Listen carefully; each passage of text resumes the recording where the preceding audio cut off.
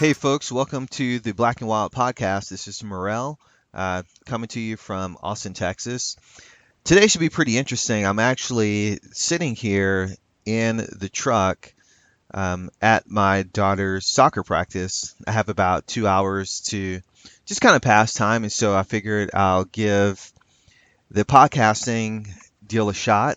So, this is our first episode of the Black and Wild podcast, and a couple things that we'll talk about today.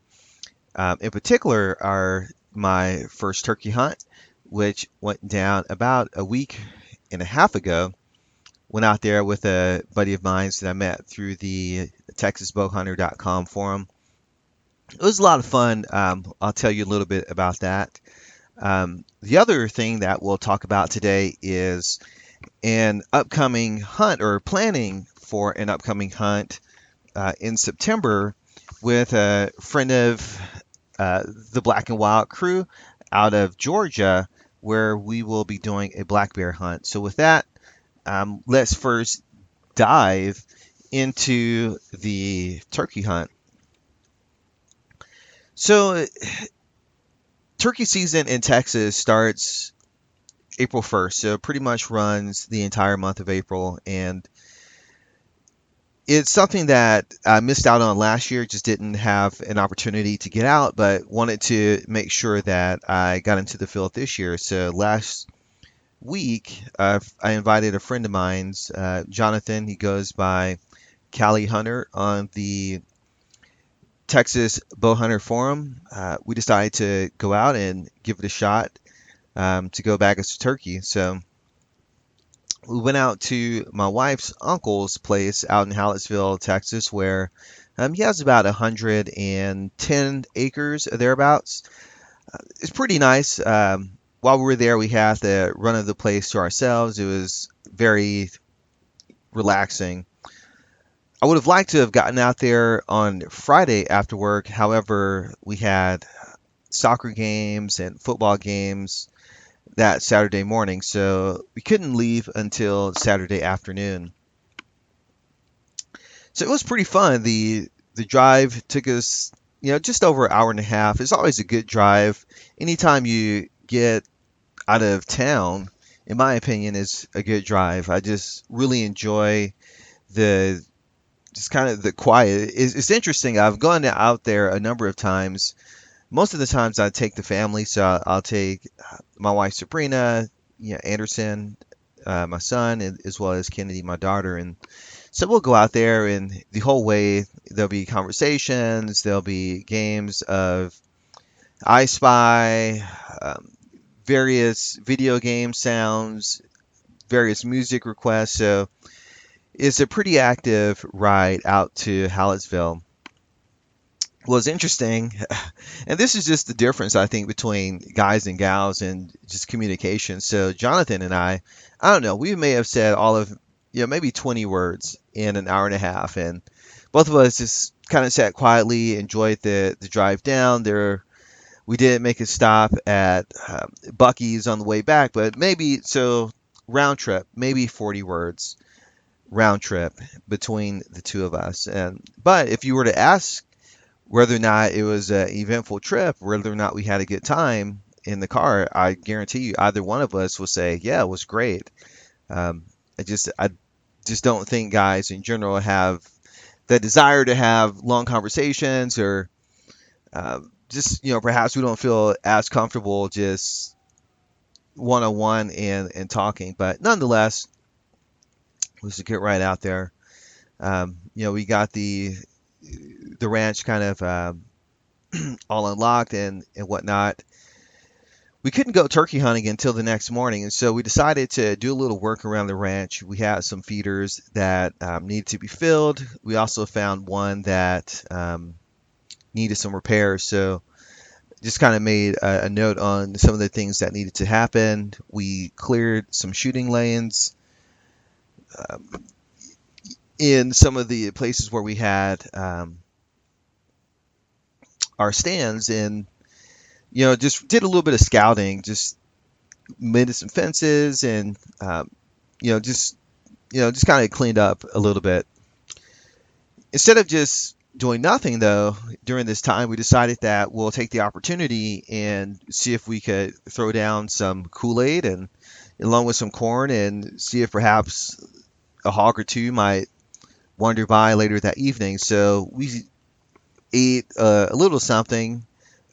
We grilled up some chicken breasts that we bought over fire and went ahead and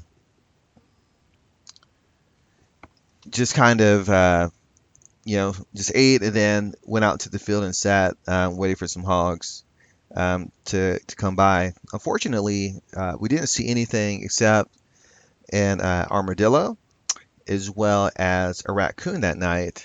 I'm surprised on how stealthy raccoons are because we both had red lights on the raccoon. He really, maybe he knew that we were there. I don't think he did, although he looked like heard something in the tree stand which Jonathan was in. I myself was in a pop-up blind, so it didn't seem that I was really detected, but he certainly knew that Jonathan was there and just kind of made his way away from him.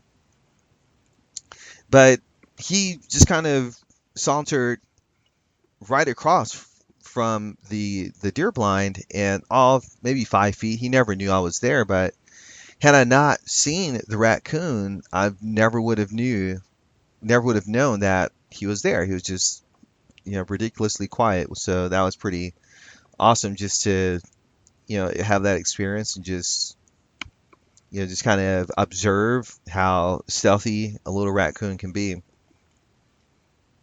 But no action um, with the hogs that night. So maybe maybe next time. I mean, there's always a next time. With the feeders working, we'll see. Maybe we'll get some things going again. So we got back to the house, and we knew that we wanted to get up before dawn and just spend as much time as we could out in the field. So we hit the sack, get ready to get up and at 'em around 5:30 the next morning. We got up the next morning, got everything together, got got dressed, got our shotguns loaded. And funny thing, I was having trouble getting my shells in. It seems like they were getting stuck, but as it turns out, I just kind of not paying attention bought shells. They were too long. I bought a 3-inch shell where I really should have gotten a 2 and 3/4 inch shell for my shotgun. My bad. I just did not pay that much attention to the shotgun shell. I got the right, shot and everything else, but it was just the length was too long. So Jonathan, luckily, has some extra shells which he let me borrow. So it was just kind of an interesting morning, just getting to the place that we scouted the afternoon before because we had a little area that there was a feeder and we thought that this would be a great area for turkey and um, so we kind of made a mental note that this is where we were going to set up. It was a little spot that was just kind of southeast of the house. The problem, as you'll all know, is that when you're scouting a place during the daytime, it is much different at night. And so we decided to just walk over to the location because I felt that it was fairly close. We can make an easy walk of it, but lo and behold, it was a little further than I just kind of thought, and we got turned around just a little bit in the dark. But eventually, we got to our location and got set up. So we got the decoy out. I had a hen that I got from Gander Mountain. Just set it out there. Um, figure is better than nothing, and began calling. Uh, so this brings me to kind of my next this lesson. Though I really enjoyed going out with another guy. It was a lot of fun. I think that with the acreage that we had, we probably did more harm than good with both of us calling. I feel that we were kind of competing with each other to a certain extent with our calls, and so we did hear another turkey hunter on a property just southwest of us. So we knew that there were guys out. I just think we didn't do ourselves a favor by both um, being in such close proximity, and then continuing to uh, to work our calls. So yeah, I don't know. I'm just not one of those people that just likes to just sit. Yeah, after a little bit, of calling, we obviously we heard, Tom's calling back, and I wanted to get to where they were, and I felt that we were just not in a good location where we currently were to make that happen. So I decided to up and move, and I got moving and got closer. At which point I began to hear some calls made by another turkey hunter, and um, you know, at a certain point you realize, hey, this isn't this isn't going to work. So a little later in the morning, I decided to just try a different area. Just try to, a little spot that was a little northeast of our original location, and we it's a little cutout area. We have a tree stand there. There's a feeder about 60 yards from the tree stand, and so I tried to give that area, a try. So I began to call, and I heard, a turkey that was coming from that area. Um, so I began to make my move and to move in that area. So I get to a spot where I have a clear view of the tree stand as well as the one of the lanes, the lane that was just south of the tree stand, and I see out of the corner of my eye, just to the left of the lane, a turkey. So I see, the tom right there, and I feel like we had this moment where I was in stalk mode with with no decoy. I should have brought my decoy, but I left it with my buddy Jonathan. I should have brought my decoy, but we caught eyes for just a moment. I paused. I think he paused for just a second and then took off. I began to make my way in the direction that he was going, which was north through some brush, and eventually came to a clearing that was near the road that was just north of that tree stand, which makes sense because you earlier. Let's see, the evening before, the afternoon before, we just went over to the neighbors, just to let them know that we were going to be in the area, and they told us that the turkeys were roosting just on the other side of the street. So I think I found an area where the turkeys are, they're roosting very near the street. There's a nice clearing there. There's food there. There's water there. Um, and I think the next time I go out, I'm gonna, sit in this location. I've seen turkey. I've heard turkey close to this area, and so I think next time I'm gonna give it a try. But when it's all said and done, at the end of the day, we weren't successful in our turkey hunt, although we had a ton of fun. I think both of us walked away having learned a little bit more about turkey hunting, a little bit more about probably being patient to a certain extent, but also I, for one, believe that you got to go where the turkey are. So, we tried the evening before to do some owl calls just to get an idea of where the turkeys were roosting, and we did get replies. Although we did not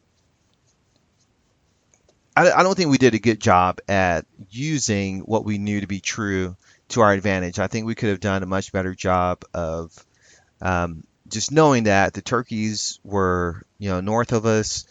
If we would have just played our odds, we would have been in a much better situation. We were close to the area I think we needed to be, although we just weren't in as good of a position as I think we needed to. So um, that was a turkey hunt in a nutshell. Unfortunately, we had to leave that Sunday afternoon. I didn't have the extra days. I didn't have the extra time to stay. It would have been great if we would have gotten out Friday. We would have gotten some of these lessons on Saturday, and then we would have been able to put them into play on Sunday, but we didn't. So now the next time that we go out, we'll just have to make the most of the opportunity. So that was turkey hunt number one of 2016. We'll see. I plan to get out there, here in a couple weeks. Probably by the time this podcast airs, I would have been out there. So we'll see. We'll see how it works. Unfortunately, I've my grandmother passed here last week, so I'll be headed back home to attend the services. But I think afterwards, not only would it be just kind of good therapy to be back out in the field, but I think it's something she would have enjoyed and would have wanted as well.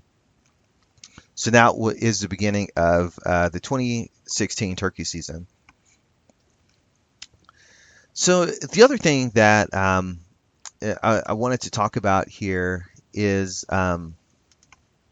look at that. There were two things. I feel like a politician who I said, hey, there are two things I want to talk about, and then I forget the two things. So okay, one it was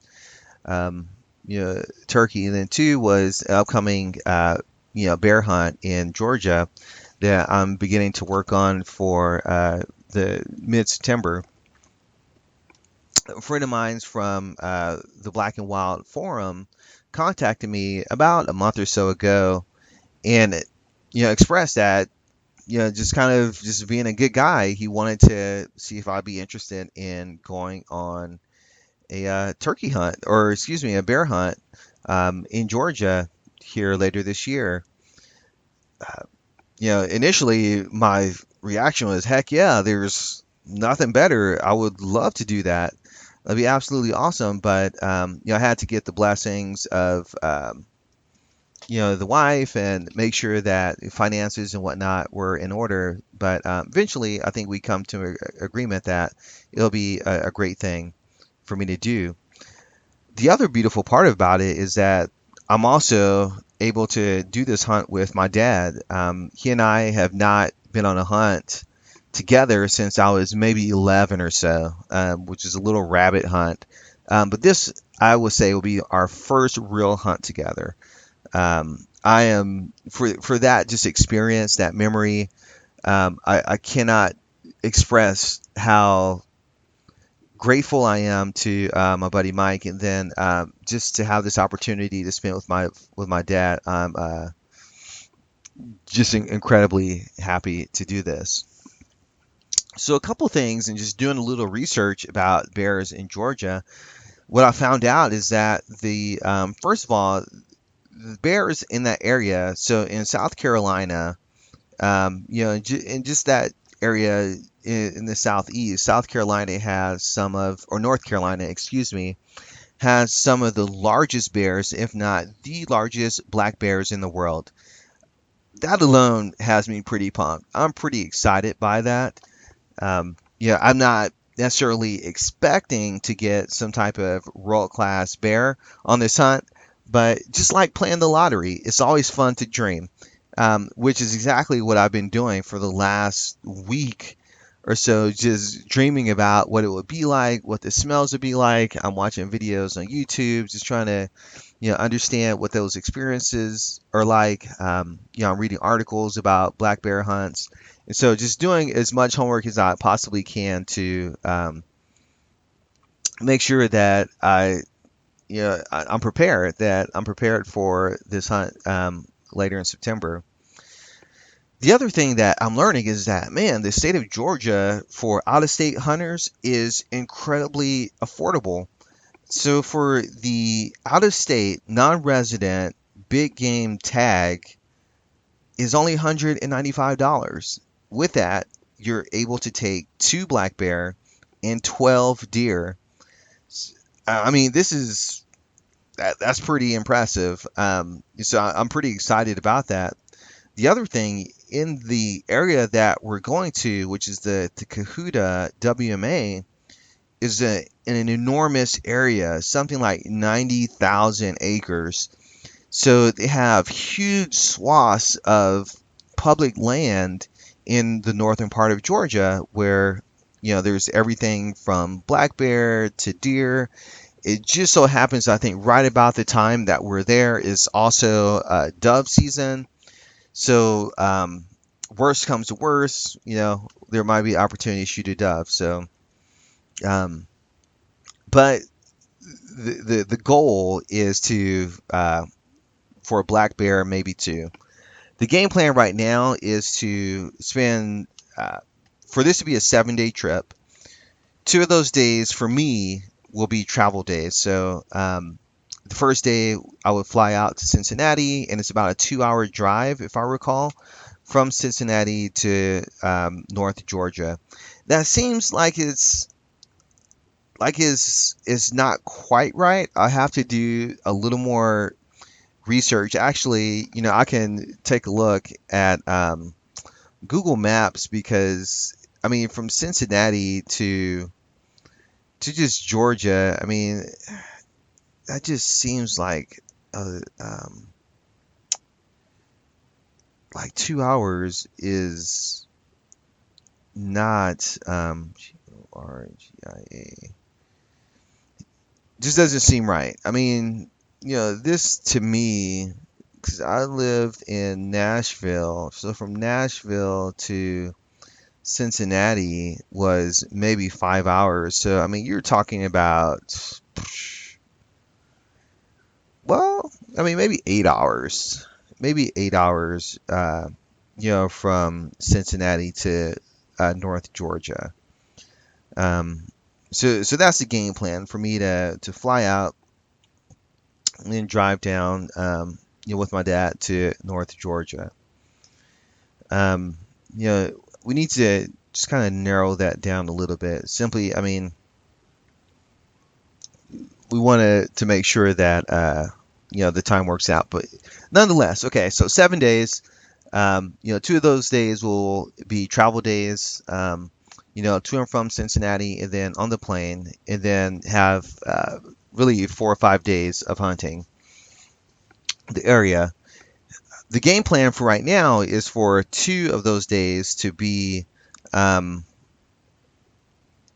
on private land that my buddy Mike has, kind of set up, and then for the rest of that time to be on public land.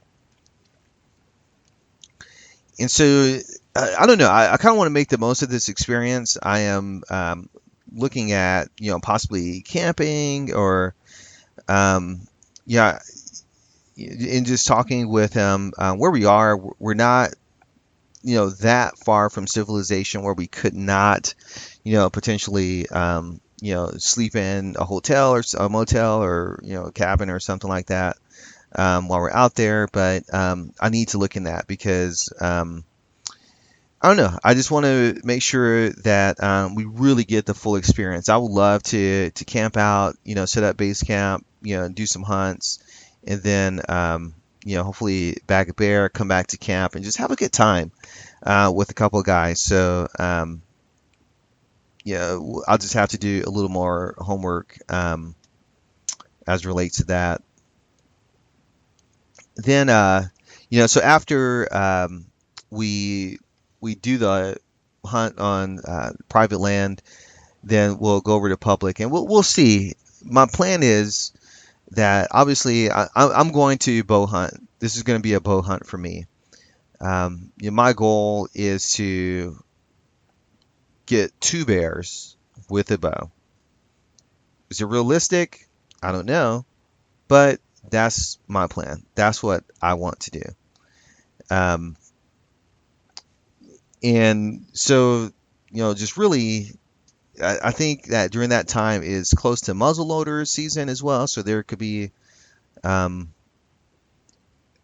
some opportunity there for my dad, who he's a muzzleloader guy as well. So he may bring both his bow as well as his muzzleloader. But I personally plan for this to be a bow hunt. And then, yeah, just tag them, and heck, if we have enough time, if we have enough success, or depending on what we see, if we have the opportunity to take 12 deer, I see no reason why we would not want to take deer along the way. Um, I I mean, might as well just maximize our time there. Um, if we so happen to see a couple deer, then especially deer that are very nice. If we see any bucks that are really nice, then I would love to take one or two or 12 for that matter.